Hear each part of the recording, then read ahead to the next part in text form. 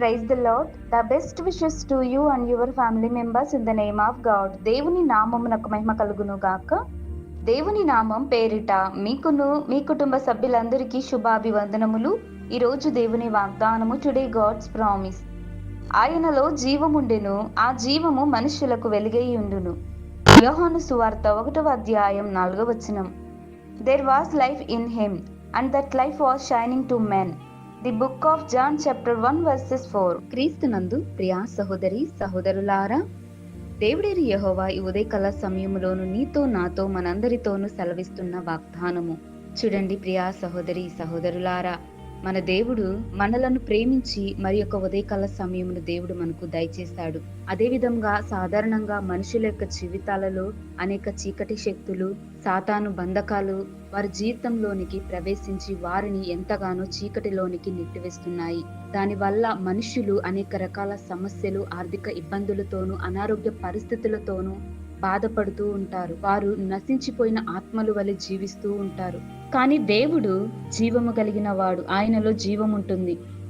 ఆ జీవము మనుషులకు వెలుగై ఉండే విధముగా దేవుడు ఆశీర్వదిస్తానని ఈ దిన వాగ్దానములోను ప్రతి ఒక్కరితోనూ స్పష్టంగా మాట్లాడుతున్నాడు. దేవుని యొక్క వాక్యమును మనలోను భద్రపరచుకొని ఆ వాక్యాన్ని ధ్యానిస్తూ దేవుని యొక్క పరిశుద్ధ ఆత్మతోను దేవుని ఆరాధిస్తూ కీర్తిస్తూ ఆయనను గణపరిస్తే గనుక దేవుడు తప్పకుండా ప్రతి ఒక్కరిని దర్శించి తన వెలుగును ప్రతి ఒక్కరి జీవితాలలోనికి దేవుడు నడిపిస్తాడండి.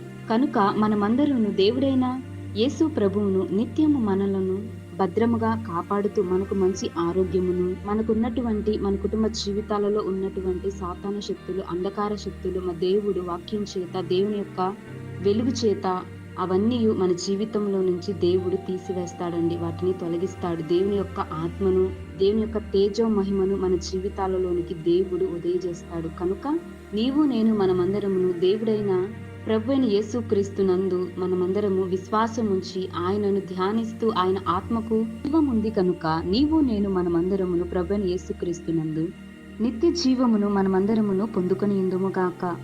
ప్రార్థన. కృపామయుడ, దయామయుడ, నీకే వందనములు, స్తోత్రములు తండ్రి.